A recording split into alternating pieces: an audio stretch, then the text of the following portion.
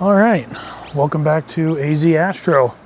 As my dog goes crazy around me, playing with him for a little bit, and he likes to get the exercise. Sun's gone down, so it's only 109 instead of 116.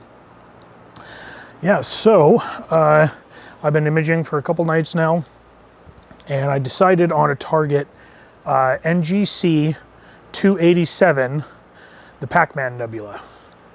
So I think I've attempted this nebula once or twice before, and I never got really good results. I've done 2 nights on it so far. This will be my 3rd, and then Wednesday night I'm going to try again.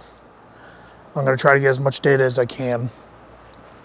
But that is what I'm up to now.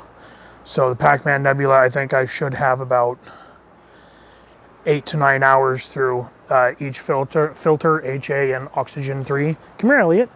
Say hi to everybody. Yeah. Come on.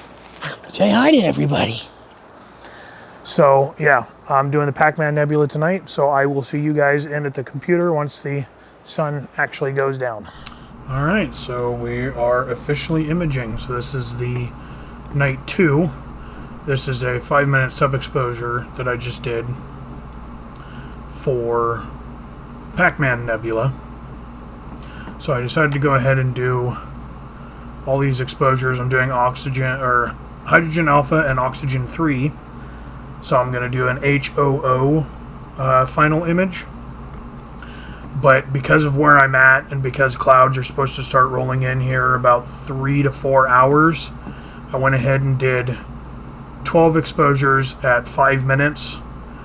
And I staggered them, so I have hydrogen alpha, O3, and then 2 more times. So we'll see how much I get from that.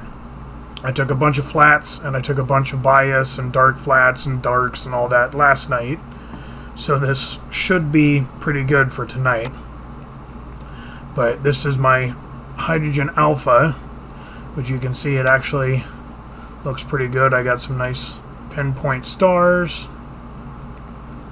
So I'm pretty excited about that. So we will see how it looks after I get all the images done. Hopefully I'll be able to image tomorrow night as well. But I'll see you guys back here in about an hour when the oxygen 3 starts imaging. Alright, so I'm back. This is the oxygen 3 filters. It's actually several hours later, but I'm actually pretty happy with the oxygen 3. You can see some of the nebula coming out. So I'm hoping that I will be able to process this into some nice reds and some nice blues in the middle.